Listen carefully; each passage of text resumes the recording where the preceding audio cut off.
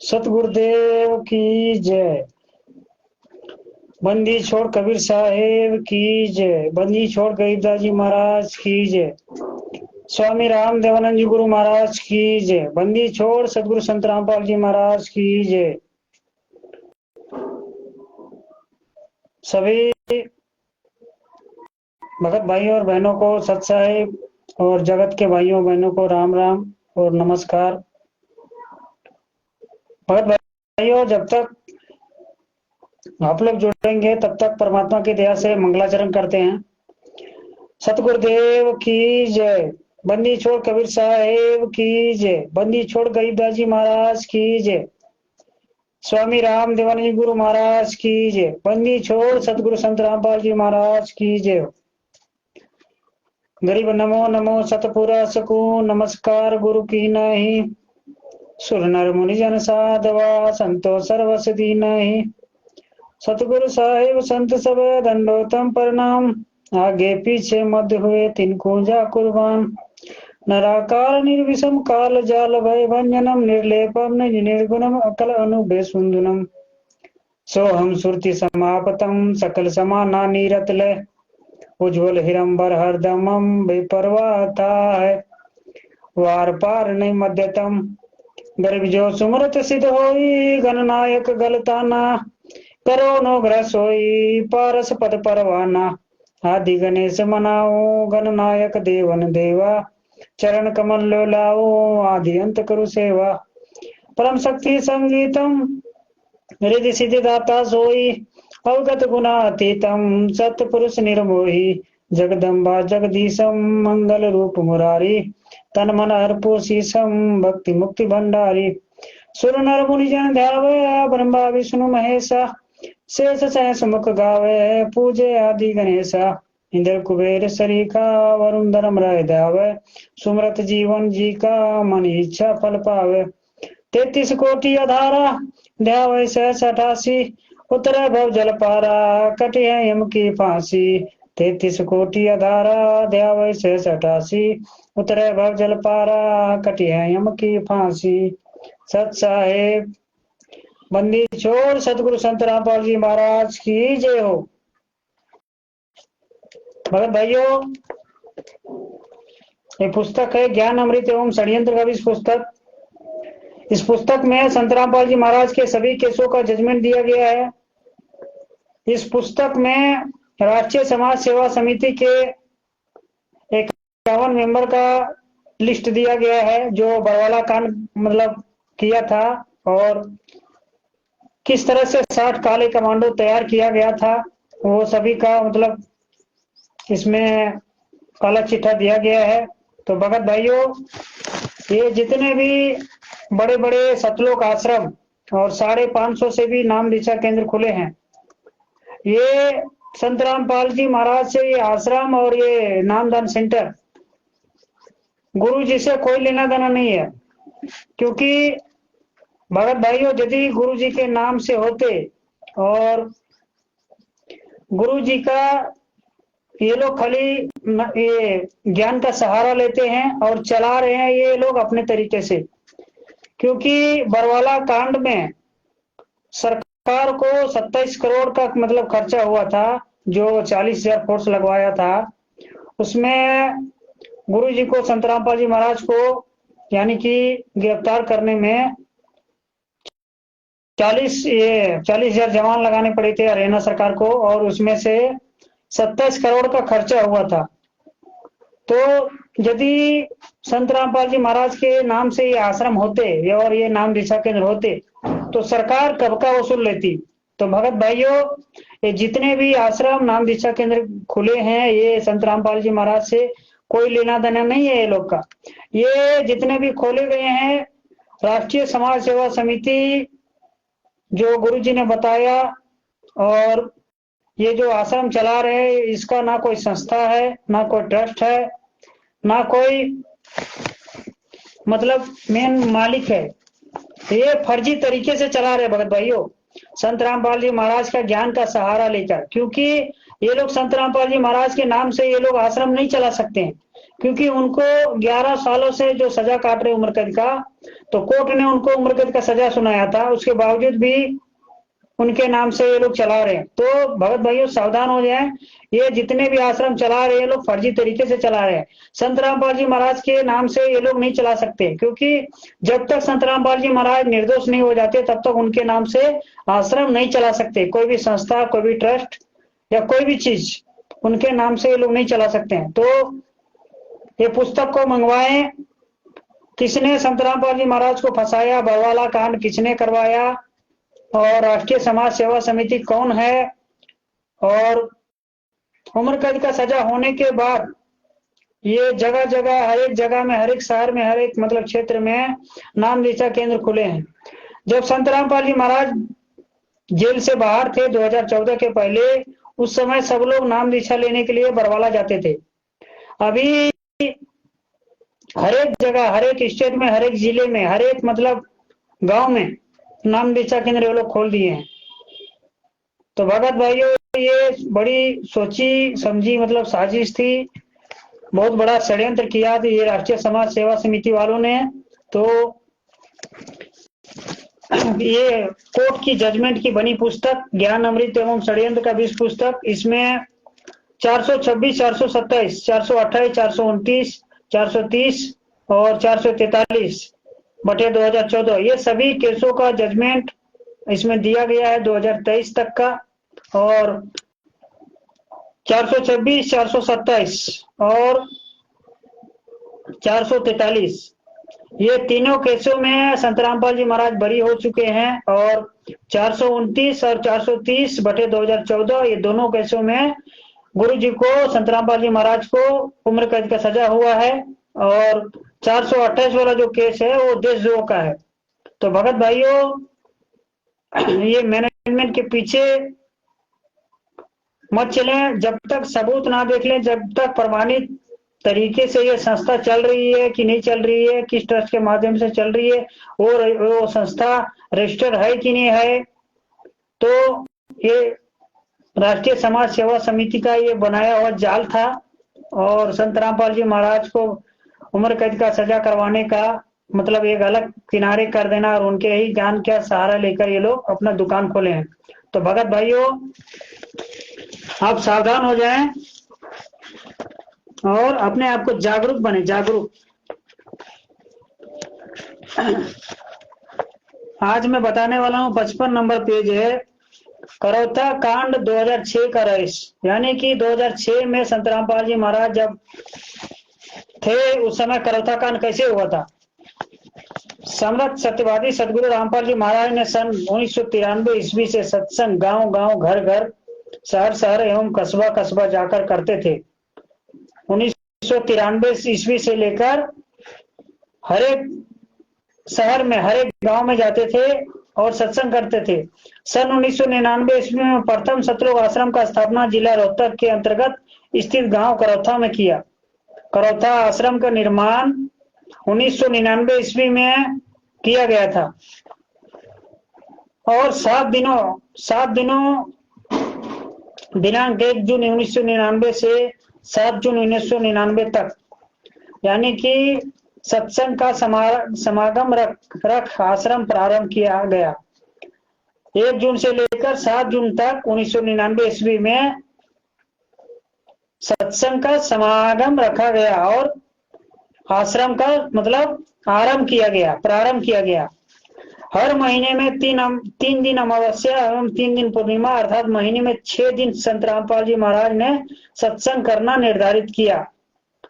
हर एक महीने में संत रामपाल जी महाराज 3 दिन अमावस्या का और 3 दिन पूर्णिमा, अर्थात महीने में 6 दिन संत रामपाल जी महाराज सत्संग किया करते थे, तथा सत्संग को समाचार पत्र एवं प्रोजेक्टर के माध्यम से सत्य को समाज में उजागर करने लगे।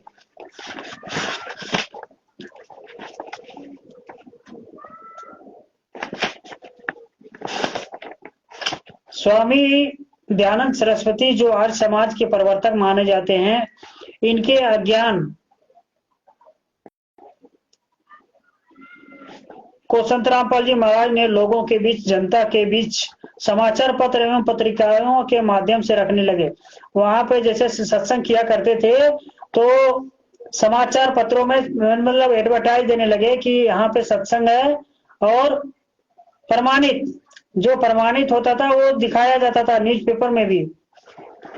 कहे कि स्वामी दयानंद सरस्वती को कोई वेदों का ज्ञान नहीं है। वे अपने किताब सत्यार्थ प्रकाश में वेदों के ज्ञान के विपरीत अज्ञान भरे पड़े हैं।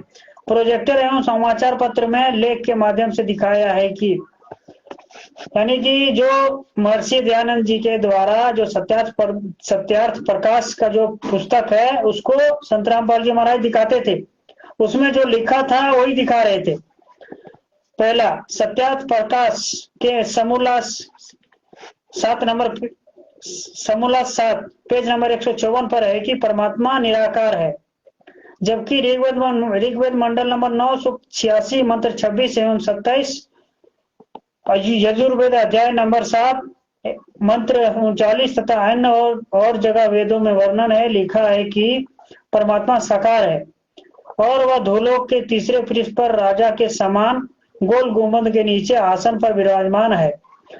दूसरा, सत्यार्थ प्रकाश के समूला 7 पृष्ठ 163 पर लिखा है कि परमात्मा भक्तों का पाप क्षमा नहीं करता। जबकि यजुर्वेद अध्याय 8 मंत्र 13 ऋग्वेद मंडल नंबर 9 सूक्त नंबर 16 में लिखा है कि सर्व पाप नाश कर देता है।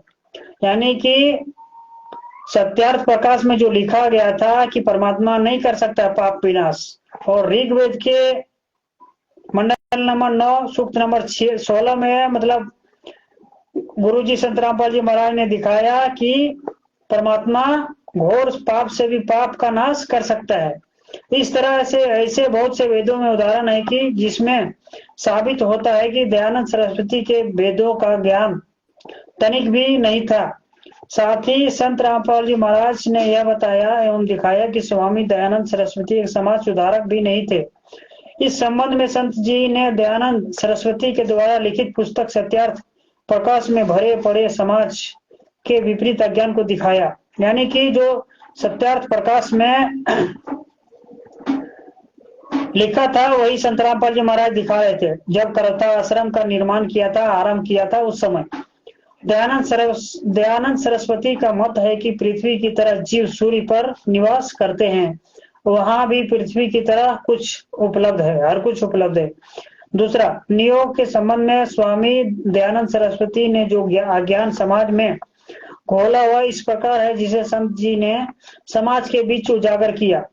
ये सत्यार्थ प्रकाश समूला 4 पृष्ठ 70 पर लिखा है कि भूरी आंखों वाली लड़की से विवाह मत करो। यदि किसी लड़की का नाम पार्वती, गोदावरी, गोमती आदि नदियों के पर्वतों पर हो तो उस लड़की से विवाह मत करो। क्या ये दयानंद सरस्वती का ज्ञान उचित एवं समाज सुधारक के रूप में है?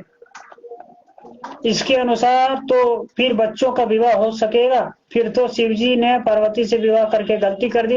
यानी कि जो सत्यार्थ प्रकाश में जो लिखा गया था वो संत रामपाल जी महाराज को वहां पर दिखाते थे।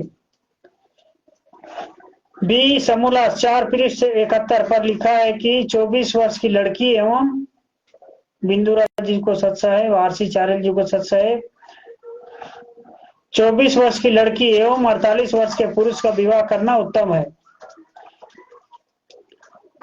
दयानंद सरस्वती का ये कहना उचित है। उम्र का निर्धारण जो किया है वह एक पिता पुत्री के बीच का उम्र के जैसा होता है। यानी कि 24 वर्ष की लड़की और 48 वर्ष के लड़का का शादी हो सकता है, ऐसा उन्होंने लिखा था सत्यार्थ प्रकाश में। तो संत रामपाल जी महाराज ने वही उन्हीं का जो लिखा हुआ था वही दिखा रहा था। रवि कुमार जी को सत्साहेब, बिंदुराज जी को सत्साहेब। सी है, विवाह के समय पिता का गोत्र तथा माता के गोत्र की 6 पीढ़ियों को छोड़कर लड़का लड़की का विवाह करें, और किसी कुल गोत्र के किसी एक व्यक्ति को निम्नलिखित रोगों में से एक भी रोग हो तो उस पूरे कुल के लड़के या लड़की से विवाह ना करें। यानी कि बवासीर, दमा, खांसी, पेट की गड़बड़ी, मिर्गी, श्वेत कुष्ठ एवं गलित कुष्ठ आदि, साथ ही जिन व्यक्तियों के शरीर पर बड़े बड़े लाल हो और उनके पूरे कुल को त्याग दें, जो वेदों का अध्ययन ना करते हो उनके कुल को त्याग दें। समूला 4 पृष्ठ नंबर 17। महर्षि दयानंद सरस्वती इस संबंध में कुछ नहीं कहते कि अगर ये रोग विवाह के बाद हो जाए तो क्या बीवी बच्चों को छोड़ दें। डी सत्यार्थ प्रकाश का पेज नंबर 101 पर लिखा है कि महिला अगर स्त्री गर्भवती है और उसके पुरुष को अगर 1 साल तक बिना संभोग के ना रहा जाए तो वह पुरुष किसी अन्य विधवा स्त्री से नियोग संभोग कर लेवे और संतान उत्पत्ति कर लेवे। यानी कि जो सत्यार्थ प्रकाश में जो लिखा था बहुत भाइयों, उसी को संत रामपाल जी महाराज करौता आश्रम का जब निर्माण किया था उस समय बता रहे थे। ये है सत्यार्थ प्रकाश का समूलास 4 पृष्ठ 101 पर लिखा है कि विधवा पुनर्विवाह नहीं करें, पुनः विवाह करने से स्त्री का पतिव्रता धर्म नष्ट हो जाएगा।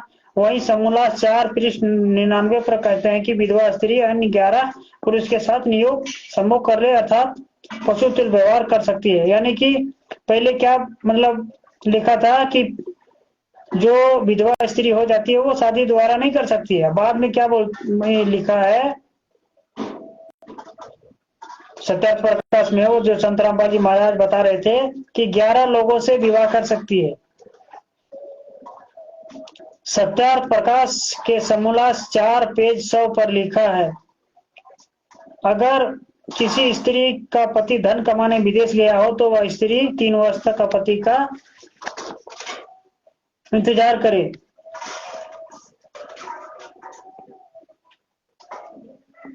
तो भगत भाइयों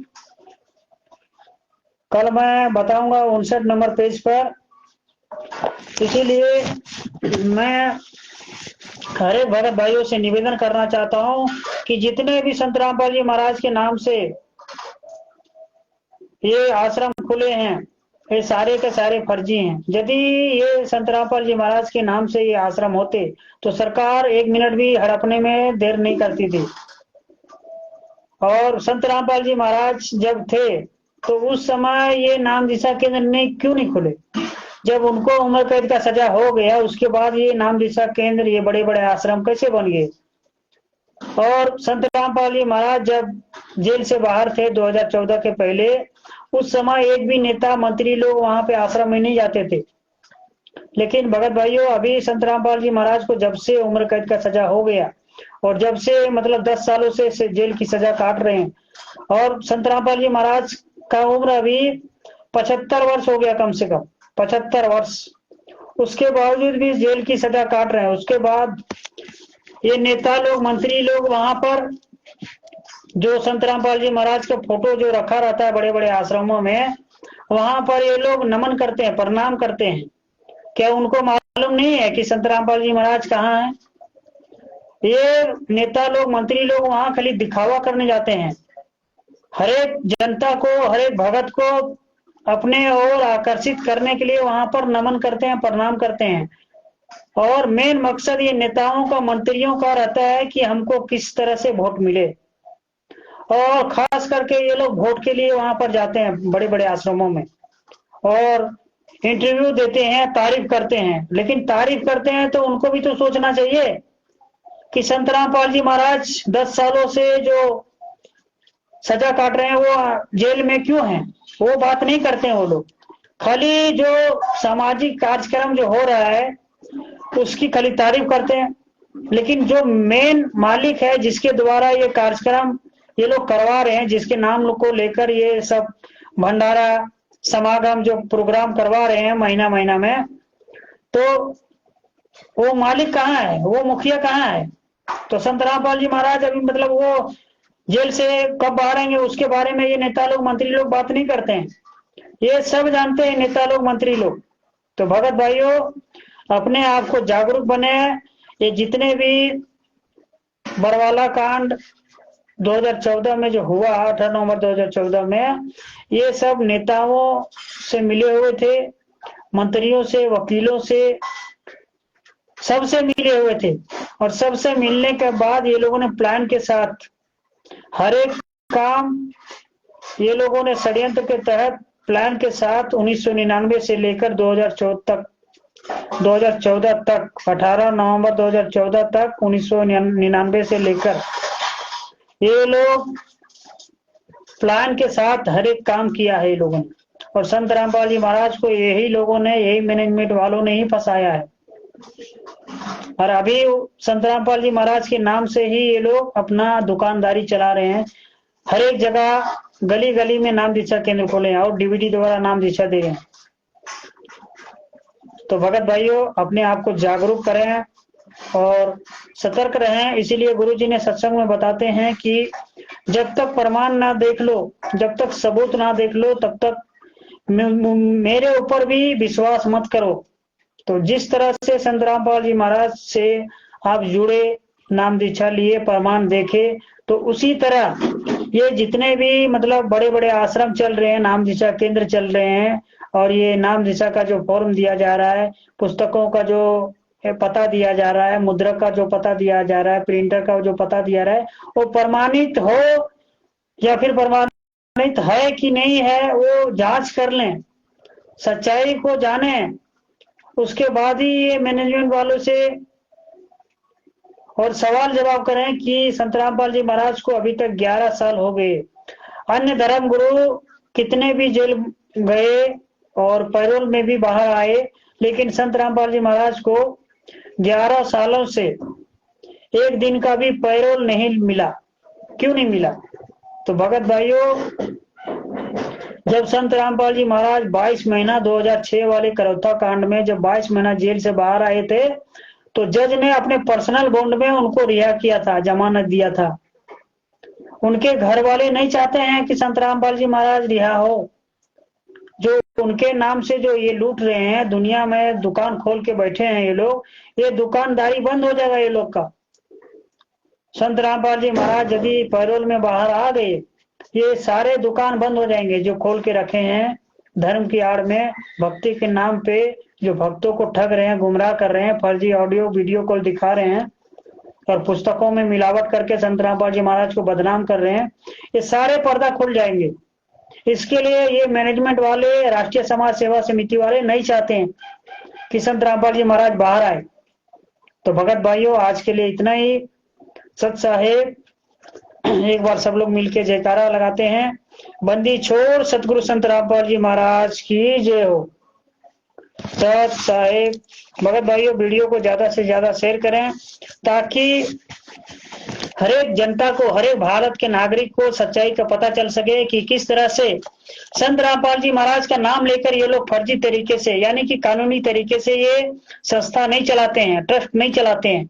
ये जितने भी आश्रम जो चला रहे हैं, बड़े बड़े भंडारे, बड़े बड़े समागम जो कर रहे हैं, ये मिली भगत सरकारों से मिलके पैसे खिलाकर पुलिस वालों को, जजों को, मंत्रियों को, नेताओं को, हर एक चीज, हर एक को पैसे खिलाकर ये लोग आश्रम चला रहे हैं। जबकि पूरी दुनिया को मालूम है कि संत रामपाल जी महाराज के नाम से ये आश्रम नहीं चल सकते हैं। जब तक वो निर्दोष नहीं हो जाते हैं, तब तक उनके नाम से ये आश्रम नहीं चल सकते हैं। तो ये आश्रम चल कैसे रहा है? किस संस्था के माध्यम से चल रहा है? क्या वो संस्था रजिस्टर है? क्या वो ट्रस्ट रजिस्टर्ड है? तो नहीं है। तो फिर संत रामपाल जी महाराज के नाम से ये आश्रम नहीं चलने चाहिए। भगत भाइयों, अपने आप को जागरूक बने और जितने भी भारत के हर एक युवा साथी देख रहे हैं उनको भी जागरूक होना चाहिए, क्योंकि जो भी संस्था चलता है, वो ट्रस्ट चलता है, वो किसी जेल में गए हुए कैदी के नाम से नहीं चल सकते हैं। वो हर एक को मालूम है, हर एक नागरिक को मालूम है। लेकिन उसके बावजूद भी ये लोग, पूरे दुनिया में ये लोगों ने दुकान खोला है संत रामपाल जी महाराज के नाम से। यदि खोले हैं तो संत रामपाल जी महाराज के ऊपर जो ये आरोप लगे हैं, तो फिर वो आरोप कैसे लगाए? किसने लगाए? क्या संत रामपाल जी महाराज ने 5 महिला एक बच्चे की हत्या की? नहीं की। तो फिर सजा क्यों हो गई? ये भगत भाइयों आपको सोचना पड़ेगा। तो सजा किसको मिलना चाहिए? जिसने हत्या किया उसको मिलना चाहिए। तो संत रामपाल जी महाराज को उम्र कैद का सजा कैसे मिल गया? तो भगत भाइयों, कोर्ट की जजमेंट की जो भी सच्चाई जानने के लिए पुस्तक को पढ़ें। और मैं वीरेंद्र महतो, झारखंड से। यदि झारखंड में किसी भी भगत भाई बहन को चाहिए ये पुस्तक, तो आप मुझसे संपर्क कर सकते हैं। मेरा मोबाइल नंबर है 9699470815। और संत रामपाल जी महाराज के विरुद्ध किसने मतलब गवाही दी? बिना गवाही के, बिना सबूत के संत रामपाल जी महाराज को सजा नहीं हो सकती है, क्योंकि ये मर्डर केस है। और संत रामपाल जी महाराज के साथ में 28 लोगों का भी उम्र कैद का सजा मिला हुआ था, तो वो लोग जेल से बाहर कैसे घूम रहे हैं? और संत रामपाल जी महाराज 11 सालों से मतलब सजा काट रहे हैं, यातनाएं सह रहे हैं जेल का। उनका, संत रामपाल जी महाराज का उम्र अभी करीब 74-75 साल हो गया।